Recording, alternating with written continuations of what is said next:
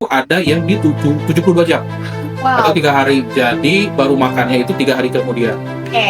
Gitu. Aku agak shock ya dok ngedengar puasa sampai 3 hari dok. Merupakan suatu sel yang nantinya bertugas untuk memperbaiki sel-sel yang rusak, proses autofagi. Jadi nanti sel-sel yang rusak akan dihancurkan, diubah menjadi energi, dan nanti tubuh akan memproduksi sel yang baru.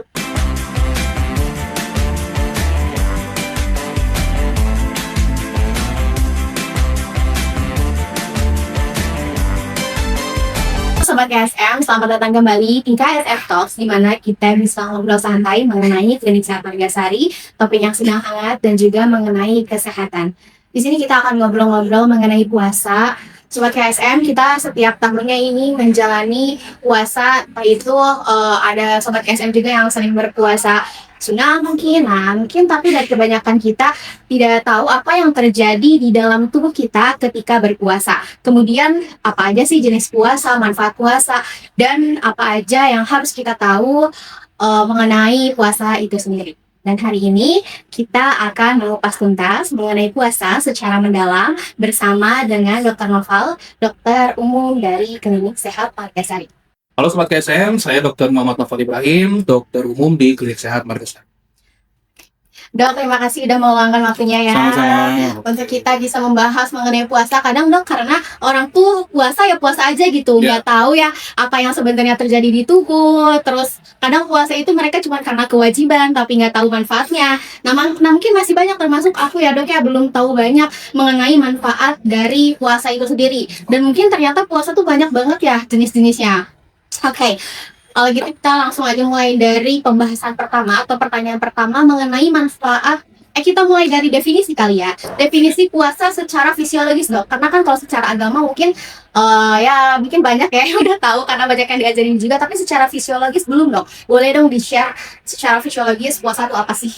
Ya, jadi sebetulnya puasa itu adalah suatu kondisi di mana tubuh seorang tidak mendapatkan asupan nutrisi, utamanya adalah dalam bentuk kalori, dalam jangka waktu tertentu. Jadi kalau misalkan untuk seseorang tidak makan makanan ataupun minuman yang mengandung kalori dalam jangka waktu tertentu, itu sudah bisa dikatakan tubuhnya sedang berpuasa. Walaupun dia sebetulnya minum air putih, tapi karena minuman itu tidak mengandung kalori, jadi selama dia misalkan dalam waktu 12 jam tidak makan minum yang mengandung kalori tadi, itu sudah bisa disebut sebagai kondisi sedang berpuasa sebetulnya. Oh oke. Gitu. Jadi memang puasa tuh bukan secara Islamnya aja ya. Ada nggak sih bahasa lain dok? Kalau misalkan yang sekarang lagi hype itu kan lebih ke arah intermittent fasting ya, sebutnya.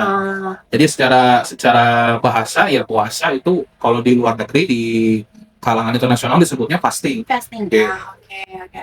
Terus puasa itu kan nggak hanya untuk orang Islam ya. Ada jenis-jenisnya, ada durasi-durasinya. Boleh dong disebut? Kalau untuk durasi sebetulnya yang biasa dilakukan oleh orang setiap hari itu kita biasanya berpuasa selama kurang lebih 12 jam. Itu pada saat makan terakhir sekitar jam 6 atau jam 7 malam, kemudian kita baru makan lagi pada saat pagi di jam 6 atau jam 7 pagi.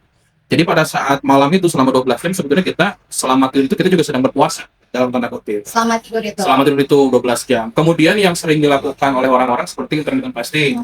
Intermittent fasting itu sebetulnya ada beberapa tingkatan sebetulnya. Kalau yang paling mudah sebetulnya contohnya seperti yang tadi, yang 12 jam itu bisa makan, 12 jamnya dia tidak ada asupan kalori yang masuk. Kemudian yang kedua yang sering dilakukan adalah yang 16-8 atau 16 jam berpuasa, 8 jam jendela makannya. Jadi hanya 8 jam saja biasanya dari jam 12 siang sampai dengan jam 8 malam.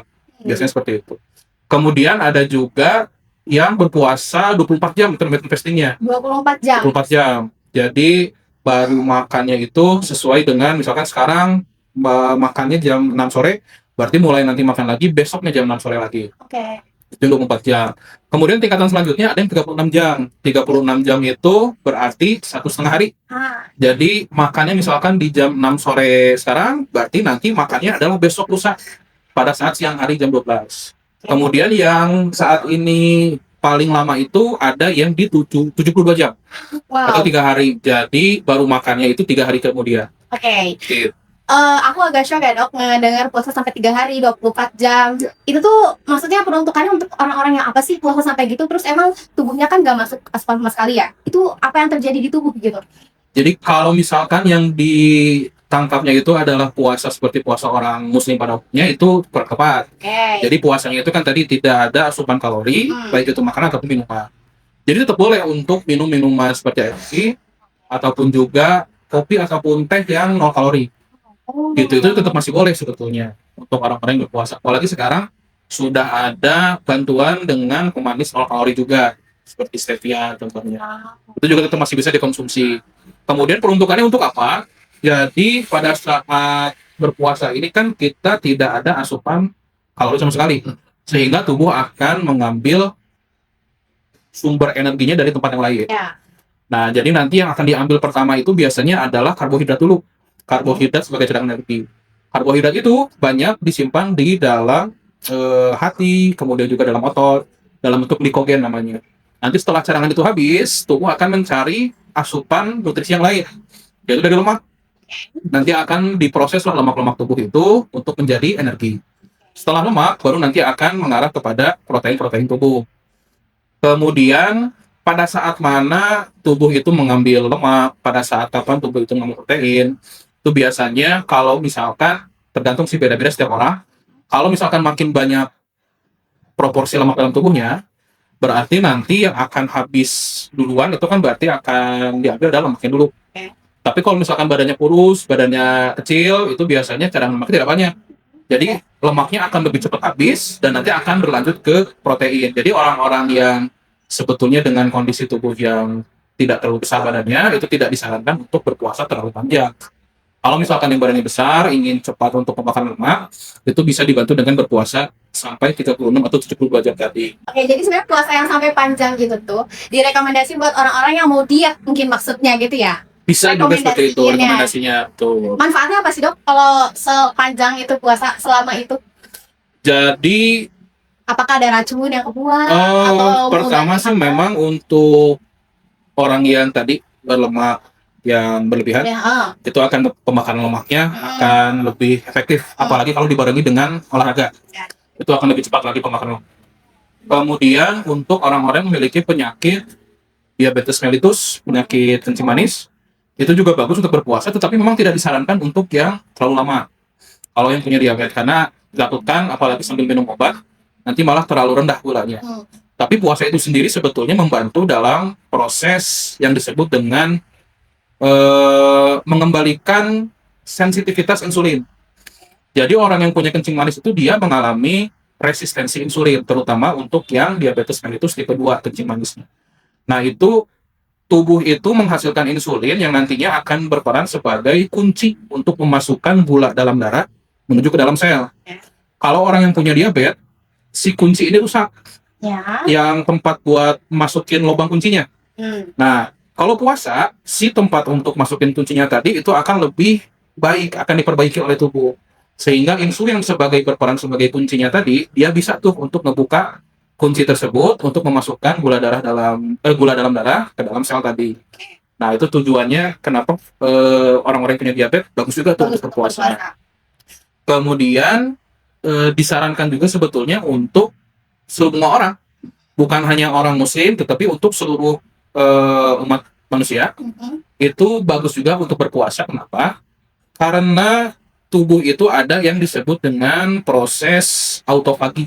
Autofagi itu tubuh akan mengeluarkan suatu sel yang nantinya bertugas untuk memperbaiki sel-sel yang rusak. Proses autofagi itu. Jadi nanti sel-sel yang rusak akan dihancurkan, diubah menjadi energi, dan nanti tubuh akan memproduksi sel yang baru. Karena puasa itu sendiri. Jadi sangat banyak manfaatnya sebetulnya untuk puasa. Oke, dari tadi kan dengar manfaat puasa ya dok. Terus tadi aku juga sempat ngedengar yang masalah diabetes itu direkomendasikan untuk berpuasa. Ya. Atau baik gitu ya untuk yang pengidap diabetes. Tapi ada nggak sih dok orang yang punya pengidap penyakit apa gitu yang tidak direkomendasikan untuk puasa? Karena aku sempat dengar juga ada orang yang nggak bisa puasa atau tidak direkomendasikan puasa kayak anxiety GERD. Aku pernah dengar tuh orang yang punya anxiety GERD itu katanya nggak dibolehin puasa karena harus minum obat ini atau kalau dia kelaparan dikit langsung anxiety GERD-nya kambuh. Nah, ada nggak sih dok penjelasannya atau selain anxiety GERD gitu ada nggak penyakit gitu yang Jadi tidak kondisi yang sebetulnya bukan tidak direkomendasikan untuk puasa, tapi lebih ke arah harus berhati-hati kalau misalkan mau berpuasa. Contohnya seperti yang tadi disebutkan, anxiety GERD itu kan adalah suatu kondisi di mana dua hal sedang bermasalah. dibolehkan? Yang pertama dari bagian kepalanya, dari bagian otaknya, terjadi anxiety atau kecemasan. Satu lagi dari bagian lambungnya, terjadi GERD tadi, atau produksi asam lambungnya terlalu berlebihan. Nah, jadi apakah orang seperti ini bisa berpuasa atau tidak? Tentunya bisa, asalkan dengan persyaratan-persyaratan yang disetujui oleh dokter. Ah, Jadi harus koordinasi dulu, berkomunikasi dengan dokter, apakah kondisinya memungkinkan atau tidak, dan jika memungkinkan, apa yang harus dilakukan. Karena kan ada beberapa pilihan obat juga yang cara kerjanya itu cukup lama bisa di dalam tubuh, jadi akan lebih lama bertahan dalam tubuh untuk menjaga supaya contohnya kondisi GERD tadi asam lambungnya tetap bisa ditekan supaya tidak naik pada saat kondisi sedang berpuasa. Kemudian harus hati-hati lagi adalah pasien-pasien yang mempunyai diabetes mellitus lagi. Tapi ini untuk diabetes mellitus khususnya yang tipe 1. oh, Tipe 1 itu yang punya kencing manis atau diabetes dari sejak lahir atau dari kecil. Jadi mereka itu memang ada kondisi permasalahan genetik di mana tubuhnya itu cenderung akan lebih mudah untuk tinggi gula darahnya. Karena bisa ada yang produksi insulinnya itu dia tidak ada, atau justru permasalahan resistensi di sel-sel yang untuk memasukkan si gula darah ke dalam sel tubuh tadi. Jadi orang-orang yang punya diabetes mellitus tipe 1 itu kan mereka akan rutin mengkonsumsi obat, terutama biasanya sih dalam bentuk insulin pen yang disuntikan biasanya. gitu ya. Gitu. Nah, itu harus dicek secara berkala atau dipantau lebih ketat pada saat sedang berpuasa. Supaya apa? Supaya dia tidak terjadi hipoglikemi atau gula darahnya terlalu rendah. Karena sebetulnya gula darah yang terlalu rendah itu justru lebih berbahaya dibandingkan dengan gula darah yang tinggi. Karena gula darah yang rendah itu dia akan cenderung lebih cepat membuat seseorang itu dia terkena permasalahan di bagian sistem sarafnya, terutama di bagian otak. Karena kan otak itu energinya dibutuhkannya kan dari gula sebetulnya ya, dari asupan-asupan gula. Sehingga kalau misalkan ngedrop, itu biasanya bisa menjadi pingsan atau bahkan tidak sadarkan diri atau koma. Itu kalau misalkan hipoglikemi. Makanya untuk yang punya diabetes mellitus, terutama tipe 1, itu harus hati-hati dalam kondisi berpuasa.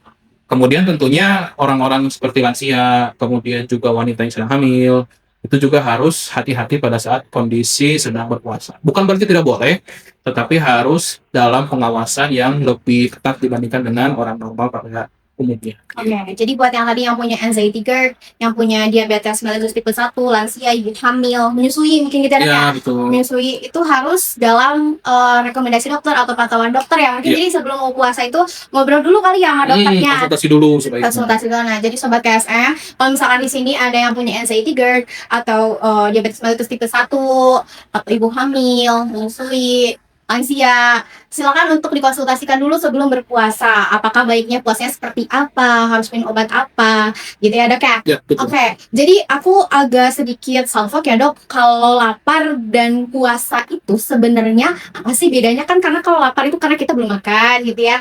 Terus puasa juga menimbulkan lapar. Sebenarnya puasa dan lapar itu apa sih perbedaannya?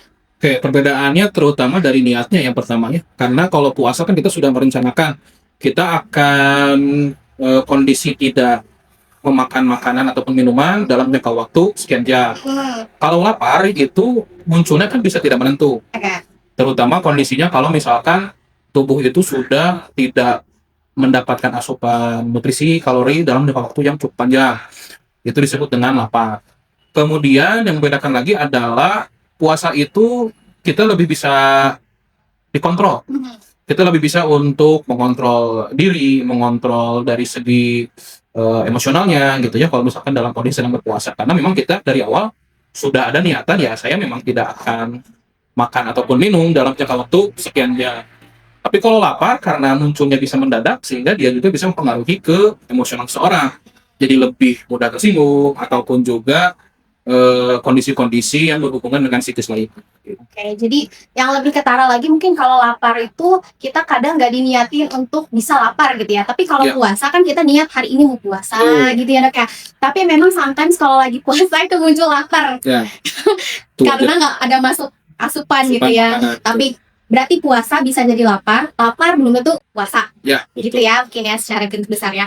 Terus secara general nih dok ya, tadi juga udah mungkin bahas sih sebenarnya ya mengenai manfaat puasa. Aku pengen dok lebih digeneralisir aja gitu. Manfaat puasa bukan cuma untuk yang punya diabetes gitu ya, atau punya penyakit-penyakit tertentu. Secara general deh, untuk orang-orang yang sehat yang nggak punya penyakit lah. Manfaat puasa gitu apa? Yang pertama tentunya berpuasa itu tubuh kita ibaratnya sedang melakukan proses perbaikan. Oke. Perbaikan terutama dari segi sel. Ah. Perbaikan-perbaikan sel. Jadi kenapa sampai ada yang berpuasa 16 jam, 24 jam, 36 jam, bahkan sampai 72 jam? Hmm. Karena dalam jangka waktu tertentu, proses perbaikan selnya itu bisa berbeda-beda. Jadi contohnya misalkan yang 16 jam sampai 24 jam, itu ada tuh proses perbaikan sel dalam tubuh. Tapi mungkin perbaikan selnya hanya lapisan-lapisan yang permukaan saja. Tapi kalau berpuasa 36 jam, bahkan sampai 72 jam, itu ada yang disebut dengan reset imun. Reset imun. Reset imun. Jadi imun tubuh itu mengalami reset tuh jadi memulai kembali. Mulai lagi. Imun tubuhnya misalkan awalnya gampang sakit, kemudian juga merasa imun tubuhnya kurang baik, mungkin perlu untuk melakukan puasa yang panjang tadi supaya imun tubuhnya ibaratnya reset lagi nih. Jadi fungsinya akan jadi lebih bagus lagi seperti baru. Oke, ya di reset. Di reset lagi. Oke. Tapi tetap kalau misalkan mau berpuasa yang lebih panjang itu tidak bisa yang oke saya langsung nih nggak ada proses dulu nih. Ah. Jadi sebaiknya sih bertahap dari 12 jam dulu, kemudian kalau udah kuat 16 jam, 24 jam, 36 jam, baru 72 jam. Dan itu juga tidak disarankan untuk dilakukan setiap hari. Biasanya kalau yang berpuasa panjang 36 sampai 72 jam itu paling sebulan sekali, 2 bulan sekali. Jadi tidak disarankan yang terlalu sering. Kalau mau lebih sering ya berpuasa yang intermittent fasting tadi boleh, atau juga puasa seperti yang dilakukan oleh umat muslim pada umumnya, pada Senin Kamis dan lain sebagainya. Kemudian tentunya tubuh juga akan merasa lebih sehat, lebih segar ketika kita sudah terbiasa melakukan puasa rutin. Karena tadi proses perbaikan selnya artinya kan akan terus berjalan. Sel-sel yang rusak akan terus diperbaiki karena memang sih kalau kondisi sel sedang rusak, itu walaupun kita tidak puasa, tubuh kita juga akan membetulkan secara alami gitu. Tapi dengan berpuasa, prosesnya akan dipercepat. Itu proses perbaikan sel tadi. Jadi akan terasa manfaatnya lebih cepat dibandingkan dengan orang-orang yang tidak berpuasa. Itu secara general. Kemudian juga tubuh kita secara metabolisme itu dia akan lebih baik. Kenapa? Karena kan pada saat berpuasa nggak ada makanan yang masuk, berarti kan pencernaan kita lambung, usus itu kosong, Ya. nggak ada makanan, nggak ada minum. Nah, berarti kita ibaratnya mengistirahatkan si lambung tadi, si usus tadi kita istirahatkan. Akhirnya apa? Yang ada di lambung dan di usus tadi, sel-sel yang rusaknya bisa dipulihkan, bisa diperbaiki, sehingga nanti pada saat sudah selesai masa puasanya, sudah ada sel-sel yang baru, sel-sel yang lebih baik, sehingga nanti penyerapan nutrisi akan lebih bagus, sehingga tubuh juga mendapatkan manfaat nutrisinya lebih baik, vitamin, mineral, protein, dan sebagainya diserap dengan baik, sehingga tubuh pun akan terasa lebih fit. Paham ya. Jadi ketika berpuasa kita tuh mereset tubuh ya dok ya, mengistirahatkan organ-organ Ya, ya, betul. pencernaan gitu. Makanya dari situ muncullah kita rasa lebih bugar, Ya. lebih sehat, lebih seger gitu ya dok Betul. ya. Terus kalau tadi kan secara general ya tubuh gitu. Ya. Sekarang pengen tahu deh secara psikologis ada nggak manfaat puasa itu sendiri? Kan puasa tuh kalau secara Islam ya menahan dari segi makanan minumnya, terus hawa nafsunya segala macam lah ya dok ya. Betul. Secara psikologis nih untuk yang non Islam, untuk secara semua umat lah, ada nggak manfaat secara psikologis dari berpuasa itu? Jadi secara psikologis itu tentunya pertama puasa tadi menahan, bukan hanya menahan lapar, tapi juga menahan hawa nafsu. Iya, betul. Jadi secara psikologis tentunya lebih ke arah kontrol dari diri, terutama secara emosional, Ah, sehingga kita bisa lebih tenang dalam menghadapi sesuatu, ah, tidak mudah ada lonjakan emosi, ah. akan lebih stabil.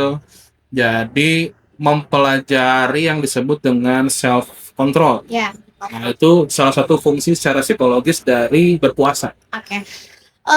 Memang kan kalau self control itu memang seharusnya nggak harus pas lagi puasa aja dok ya. Ya, Tapi kenapa sih ketika berpuasa kita itu self controlnya lebih meningkat gitu?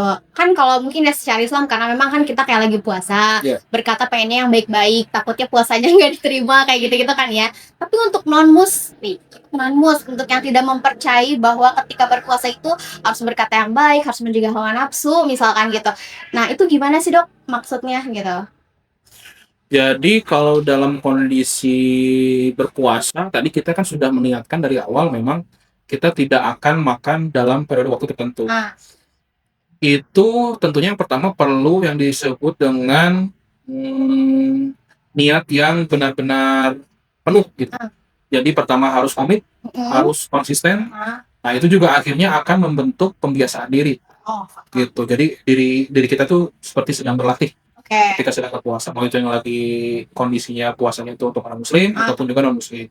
Jadi di sana kita seolah-olah sedang melatih diri tentang komitmen dan juga konsistensi. oke. Jadi tidak mungkin orang yang rajin berpuasa dia tidak bagus dalam hal self controlnya. Ah, Karena tadi untuk berpuasa saja dalam jangka waktu misalkan 12 jam ataupun 16 jam itu kan butuh komitmen yang penuh, kemudian juga perlu konsistensi untuk melakukan secara rutin.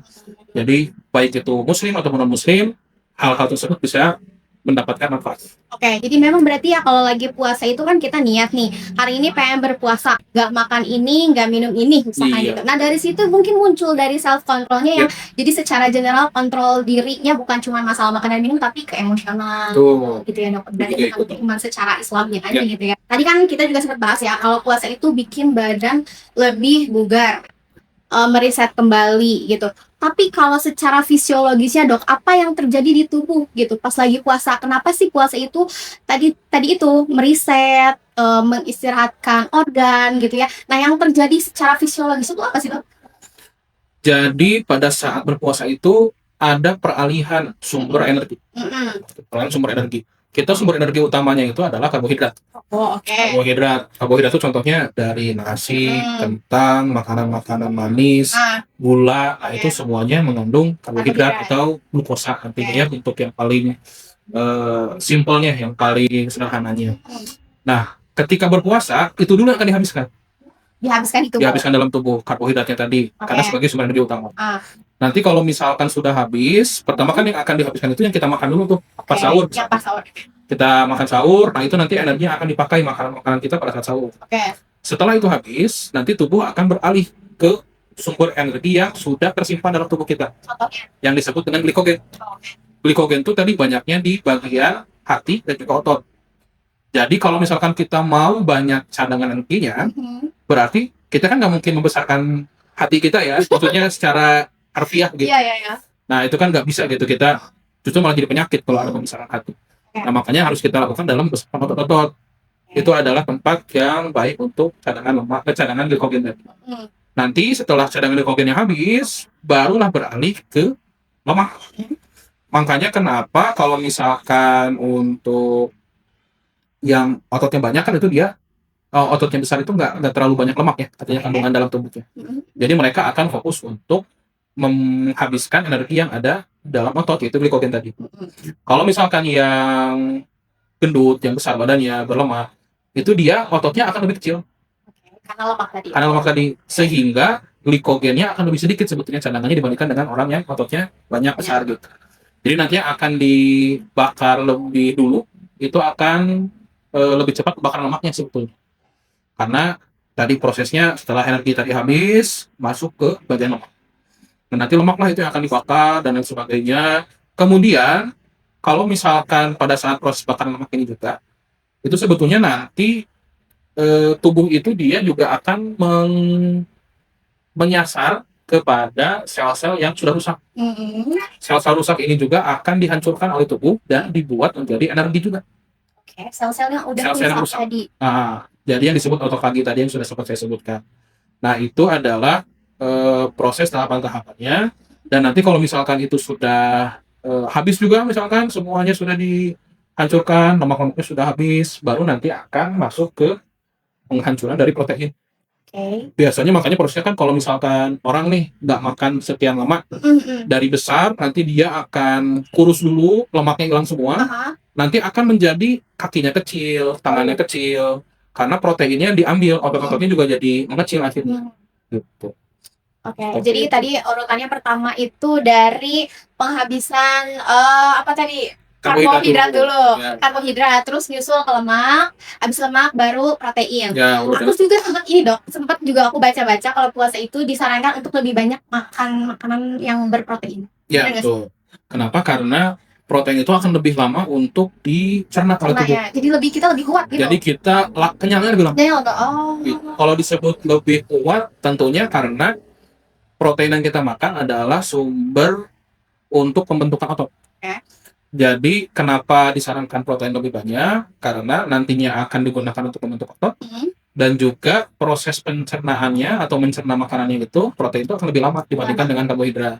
Penyerapannya lebih lama sehingga kenyangnya lebih lama. Terus kenapa karbohidrat ya protein itu sendiri bisa lama di saat tubuhnya? Karena secara struktur dia lebih kompleks dibandingkan dengan karbohidrat.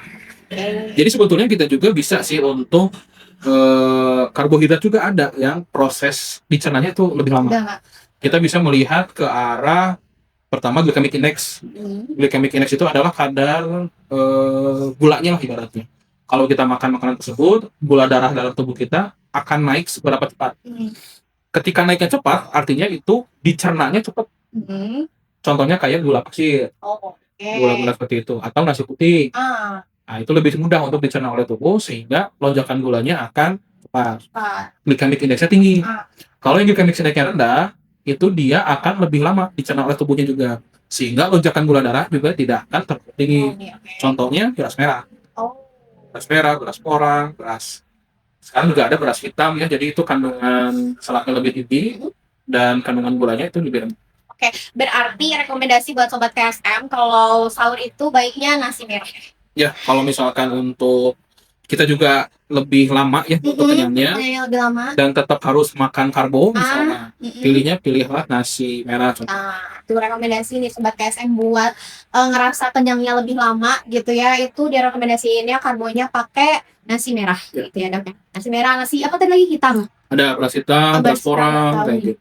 Itu terus tadi kayaknya belum disebutin ya macam-macam protein dok. Barangkali ada sobat yang belum tahu nih protein yang direkomendasikan untuk nanti pas sahur dimakan gitu biar kenyangnya kita lebih. Protein itu kan ada dua, ada protein hewani dan juga protein nabati, dan dua-duanya itu sama pentingnya untuk tubuh. Kalau misalkan mau yang proteinnya tinggi, itu tentunya yang sering kita dengar adalah dada ayam. Itu paling tinggi sebetulnya proteinnya dibandingkan dengan pilihan daging-daging yang biasa kita konsumsi. Pilihan lainnya daging sapi, daging kambing, kemudian juga ikan, ataupun juga bebek, itu juga boleh. Yang penting adalah cara masaknya. Cara masaknya gimana? Cara masaknya itu kita harus lebih hati-hati dalam penggunaan bumbu terutama. Karena kalau misalkan bumbu yang sering kita gunakan, itu cenderung semuanya tinggi dalam kandungan garam atau natrium. Nah, itulah yang kenapa orang-orang kadang suka takut makan protein. Takut makan sate kambing, takut makan gulai kambing, takut makan pete ayam dan lain sebagainya. Karena sebetulnya yang bikin jadi jelek si protein-protein tadi adalah bumbu-bumbu yang dimasak bersamaan dengan proteinnya. Kacang-kacangan dari bumbu kacang maksudnya ya, bumbu kacang, kemudian juga kecap, belum nanti dikasih juga sama garam lagi, penyedap rasa. Itu semuanya mengandung kandungan natrium yang tinggi. Sehingga ketika ada orang yang habis makan daging kambing suka nyeri di bagian leher, sebetulnya itu karena kandungan natriumnya yang tinggi. Sehingga mengakibatkan apa? Tensinya meningkat, cenderung dia akan lebih keluhannya itu ke nyeri kepala, nyeri leher. Jadi jangan disalahkan si dagingnya sebetulnya. Jadi bumbunya juga itu ngaruh ya dok ya? Bumbunya itu berpengaruh. Cara masak juga berpengaruh. Dengan cara masak digoreng, ayam, daging, itu akan cenderung meningkat kandungan asam uratnya, itu akan lebih tinggi nanti dalam tubuhnya. Jadi baiknya diapain dok? Dikukus? Bagusnya, kalaupun ingin menggunakan minyak, itu dengan cara pensil. Jadi Oke. cuma menggunakan minyak sedikit, kemudian jangan menggunakan kulitnya kalau ayam ataupun bebek, karena kulitnya itulah yang banyak mengandung kalori dan juga lemak-lemak yang jahat. Kemudian juga bisa dengan cara memasak, dikukus, direbus, ataupun juga eh, dengan cara masak tadi menggunakan air fryer juga Air boleh, fryer. gitu. Oke. Jadi benar rekomendasi nih sobat KSM kalau misalkan sahur makannya itu nasi beras merah, terus dada ayam yang tadi ya. Ya boleh. Terus kalau misalkan kalau bisa ya makannya jangan sama kulitnya. Ya, Terus jangan digoreng kalau sebaiknya bisa. jangan digoreng. Sebaiknya jangan digoreng gitu. Terus bumbu-bumbunya diperhatikan, Ya. cara masaknya diperhatikan.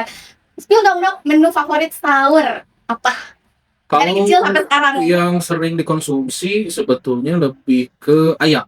Ayam, bagian Ya. dadanya. Seringnya sih bagian paha sih sebenarnya. Emang lebih enak gitu. Lebih enak karena lebih gurih. Kandungan lemaknya emang lebih banyak. Cuman Iya. kalau untuk cara masaknya itu saya sebetulnya lebih suka yang dipensil. Oke. Jadi tidak menggunakan minyak banyak.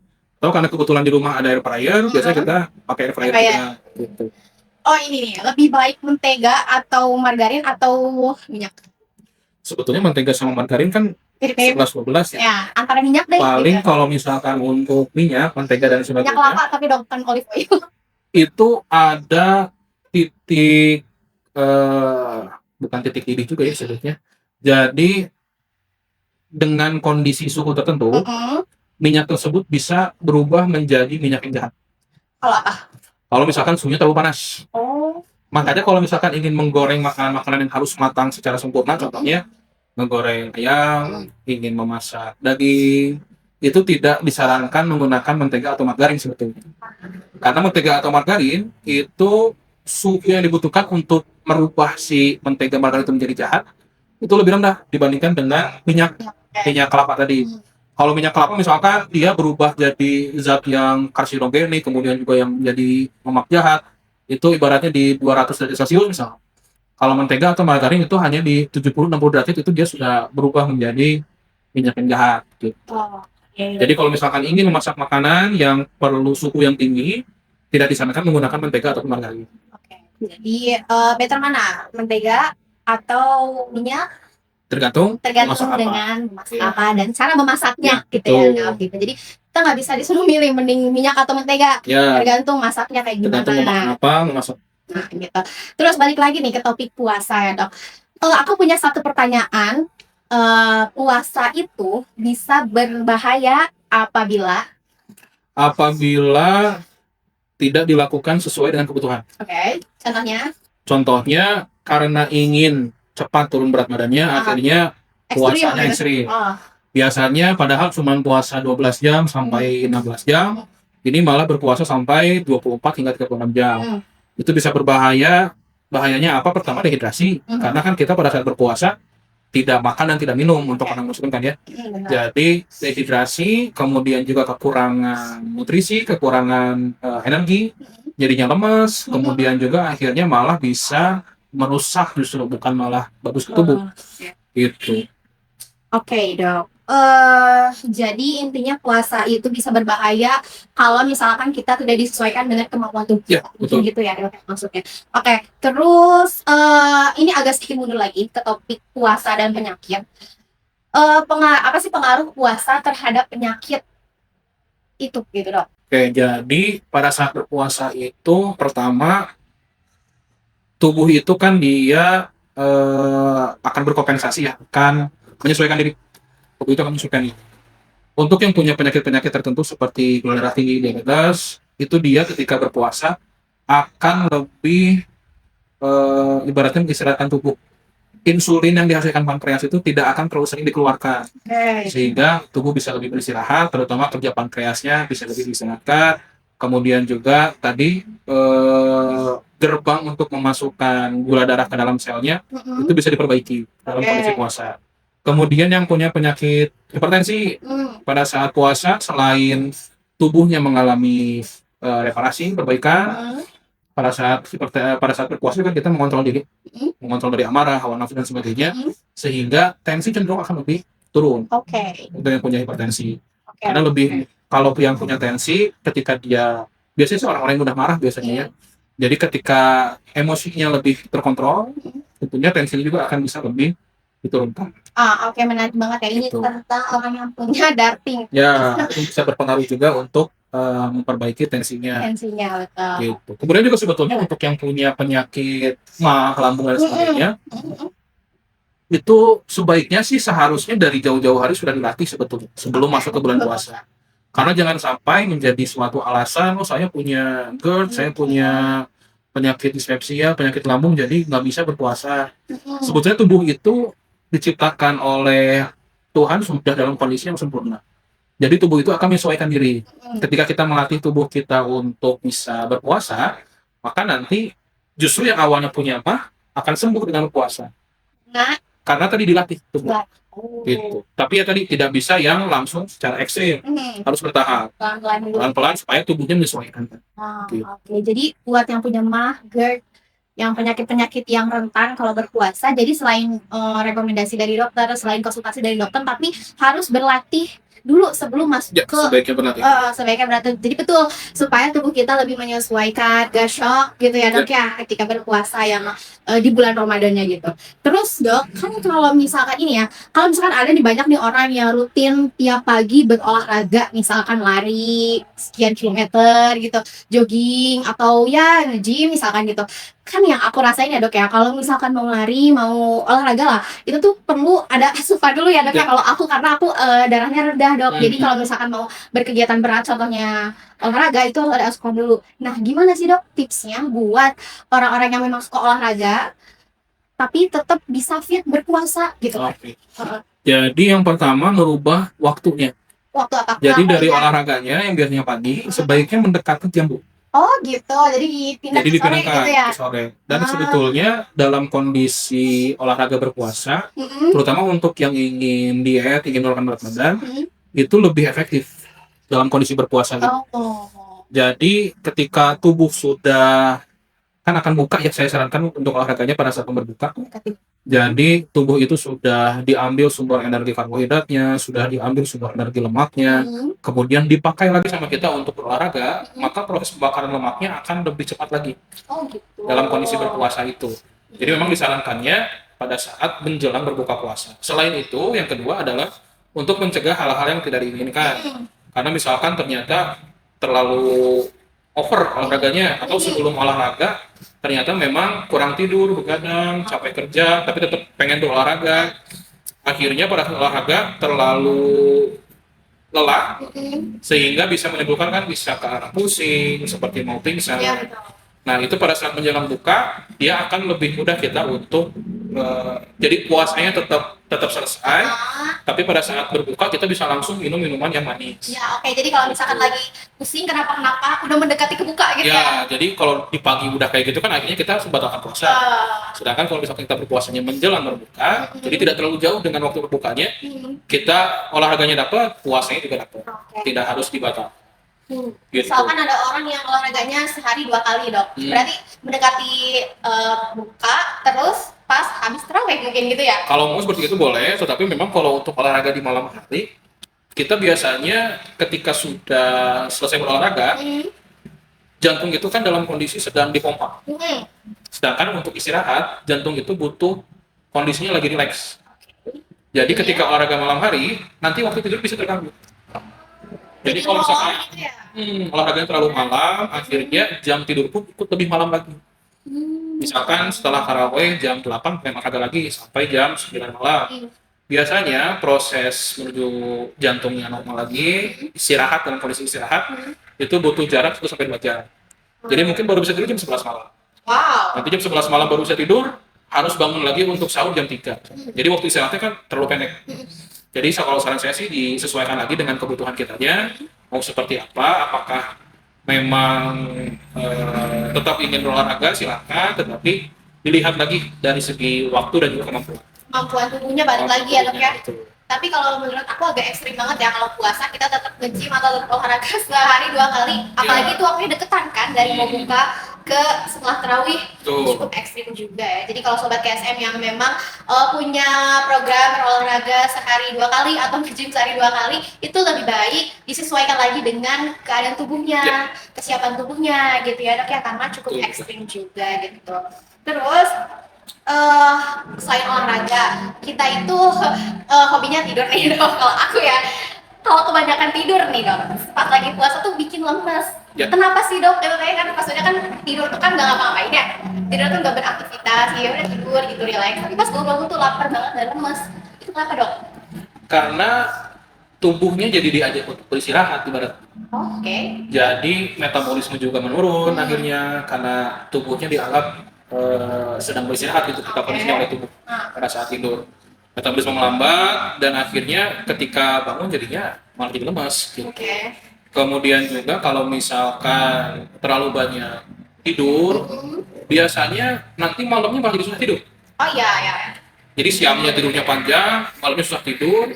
Padahal kan malam itu secara ilmiah, secara keilmuan ataupun juga dari secara agama, memang itu untuk beristirahat malam hari itu. Oke. Karena ada hal-hal yang tidak bisa digantikan istirahat siang pada saat kita tidak istirahat malam. Jadi tetap penting gitu untuk istirahat pada waktu malam. Sehingga nanti efeknya akan berkepanjangan ketika kita sering begadang malam hari, akhirnya paginya siang ngantuk, siangnya tidur terus, nanti malam susah tidur lagi, gitu aja terus kan jadinya. Nah, itu yang membuat tubuh kita kenapa kalau terlalu banyak tidur justru Jadi malah lemas. lemes gitu. Oke, jadi berarti tidurnya mungkin harus dikontrol ya, jangan Iya, terlalu lama. tetap harus diperbaiki juga. Katanya juga lagi puasa tidur itu ibadah katanya dong. Ya, Jadi berarti tidurnya jangan over, tetap sesuai dengan ya kebutuhan berapa sih ya, dok sekitar maksimalnya? 6 sampai 8 jam untuk orang dewasa sebetulnya itu sudah Dalam cukup sehari. dalam satu hari. Kalau Tapi itu siang? tidur malam ya. Kalau tidur siang, Sejam. yang penting adalah tidurnya benar-benar optimal. Optimal tuh kita akan merasakan perbedaannya tidur siang optimal atau tidak pada saat bangunnya segera atau enggak. Nah, oke. Kadang kan tidur tuh nggak langsung ke deep sleep gitu dok. Kadang kayak masih hawar-hawar dulu gitu, Ya. baru masuk ke deep sleep gitu. Kalau aku sendiri sih ngerasain maksimal itu tidur 1 jam sih. Selebihnya dari itu bakalan ngantuk banget dan pusing sih. Ya, Gitu. Oke.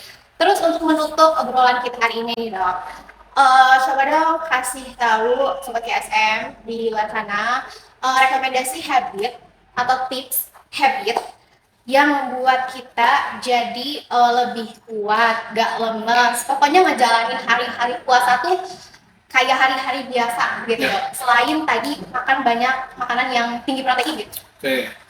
Yang pertama kita mulai dari sahur ya. Jadi pada saat sahur memang kita harus mengutamakan tadi makanan tinggi protein supaya apa? Supaya kenyang lebih lama. Kayaknya lebih lama. Kemudian pada saat sahur juga jangan sampai kita terlalu banyak konsumsi makanan tinggi gula. Kenapa? Karena makanan tinggi gula itu cenderung justru malah nanti bisa bikin tubuh kita lemes pada saat siang harinya. Apalagi kalau misalkan justru makanan tinggi gulanya yang lebih banyak dibandingkan dengan proteinnya. Akhirnya energinya lebih cepat habis kalau misalkan makanannya lebih condong dominan ke makanan-makanan yang tinggi gula. Sahurnya itu sesuai dengan yang diajarkan mendekati pada saat waktu azan subuh.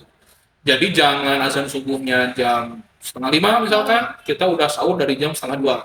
Nah itu kurang tepat. Jadi sebaiknya mendekati pada saat waktu akan subuh. Misalkan 4:30 boleh mulai makan jam 3:30 atau jam 4 gitu paling telatnya. Supaya apa? Supaya proses pencernaannya, proses pengambilan energi dari yang kita makan itu tidak cepat habis. Kemudian setelah sahur, beribadah, sholat subuh, jangan tidur setelah subuhnya. Karena memang selain diajarkan oleh agama juga bahwa kita tidak boleh tidur setelah subuh, memang secara ilmiah juga kalau tidur setelah subuh, itu justru akan membuat tubuh malah jadi lemas biasanya. Karena ada hal-hal yang bisa kita dapatkan pada saat subuh. Jadi ada yang disebut dengan hormon kortisol. Hormon kortisol ini cenderung dia sebetulnya tinggi pada saat malam hari. Makanya kita harus beristirahat pada saat malam hari supaya hormon tersebut bisa turun nanti pada saat pagi harinya. Kalau misalkan kita tidur pada saat setelah subuh, itu bisa meningkatkan hormon tersebut yang membuat kita pada saat bangun-bangun justru malah nggak segar, nggak fit. Kemudian setelah itu beraktivitas seperti biasa siang dan juga sore harinya. Kemudian boleh ditambahkan dengan olahraga menjelang berbuka. Itu juga menjadi salah satu hal yang baik untuk menjaga kesehatan tubuh kita. Dan tetap disarankan per hari olahraga itu sekitar 30 menit setiap harinya. Setelah itu berbuka, pilihlah makanan-makanan berbuka juga yang tidak tinggi gula dan tidak tinggi karbohidrat atau tepung. Dan sebaiknya jangan digoreng, karena makanan-makanan tadi yang saya sebutkan itu biasanya justru malah menjadi favorit pada saat buka puasa. Sedangkan makanan-makanan tersebut justru adalah makanan terburuk atau makanan yang paling jelek untuk dimakan pada saat berbuka. Jadi sesuai dengan sunnah boleh pada saat berbuka makan kurma, kemudian minum air putih, bukan air es teh manis kayak gitu ya. Kecuali memang tadi ada kondisi-kondisi tertentu yang bikin kita harus minum atau makan makanan manis. Terjadi penurunan gula yang cukup ekstrim sehingga tubuhnya lemas, pusing, kayak mau pingsan. Itu boleh pada saat buka minum minuman yang manis. Tapi kalau misalkan dalam kondisi normal, sebaiknya hindari. Jadi minum-minumnya air putih, kemudian juga tadi makan makanannya sebaiknya dari makanan yang tinggi serat dulu sebetulnya. Jadi jangan langsung makan makanan yang berat. Jadi kasih makan makanan yang ringan-ringan terlebih dahulu, seperti buah-buahan tadi. Baru ibadah dulu sholat maghrib, setelah itu baru makan makanan beratnya. Nanti setelah itu baru persiapan untuk sholat isya. Setelah sholat isya istirahat lagi tidur. Kalau saya sih tidak menyarankan untuk makan makanan besar setelah sholat isya. Kenapa? Apalagi habis sholat tarawih gitu ya baru makan besar. Karena biasanya jadi bikin orang tersebut waktu makan terakhir dengan tidurnya jadi mepet. Jadi habis tarawih baru makan, habis makan langsung ngantuk, langsung tidur. Nah itu justru malah meningkatkan risiko terjadi diabetes mellitus. Karena tubuh kan masih memproses makanan, sedangkan kita udah tidur gitu. Jadi proses pencernaannya, penyerapan itu tidak maksimal, sehingga nanti bisa mempengaruhi ke metabolisme tubuh. Karena yang standarnya, yang normalnya itu jaraknya sebaiknya 2 jam sebelum untuk tidur, itu sudah tidak ada makanan-makanan yang masuk. Jadi sebaiknya jangan makan terlalu malam supaya tidurnya juga tidak terlalu malam. Gitu. Jadi sebaiknya setelah sholat maghrib itu adalah waktu yang tepat untuk makan besarnya. Setelah itu baru deh kalau misalkan mau makan makanan manis, mau goreng-gorengan, itu setelah makan besarnya. Supaya apa? Makan makanan manis dan gorengan tadi tidak terlalu banyak karena kita udah keburu kenyang setelah makan besarnya. Gitu. Jadi sebaiknya diakhirkan justru makan makanan manis dan juga makanan yang digoreng. Oke, jadi ini ada yang perlu banget dicatat nih Sobat GSM. Biasanya pas lagi buka puasa tuh segala pengen dimakan. Termasuk aku, segala pengen dimakan karena kan biasa ya, kayak kadang lagi lapar, ngeliat makanan pengen ini, pengen itu, ujung-ujungnya nggak dimakan. Nah ini perlu kita kontrol ya Sobat GSM, supaya apa? Supaya tubuh kita nggak jadi bumerang yang harusnya puasa itu memberikan kebaikan buat tubuh, tapi karena kita bukanya yang macem-macem, malah jadi takutnya malah nimbulin penyakit yang nggak kita inginkan gitu. Betul. Ya dok kan. Gitu. Terus tadi juga sahur harus diingat juga Sobat GSM, makanan-makanan yang perlu dan direkomendasikan lah ya istilahnya, biar tubuh kita lebih kuat dan apa ya, nahan laparnya lebih panjang atau nggak cepet lapar gitu ya. Dengan tadi nasi merah, dada ayam, dan juga cara masaknya yang perlu diperhatikan gitu dok. Dok, hari ini insightful banget ya, sesuai dengan bulan yang sedang kita jalani, itu bulan puasa. Bermanfaat banget untuk kita semua. Terima kasih banyak ya dok ya. Terima kasih banyak dan semoga Sobat KSM bisa mengambil manfaatnya dari obrolan kita hari ini. Terima kasih banyak dok. Terima kasih banyak Sobat KSM yang sudah menonton. Jangan lupa klik tombol subscribe-nya dan komen ya, mau kita bahas apalagi sih di podcast KSM Talks ini. And see you in another video. Bye!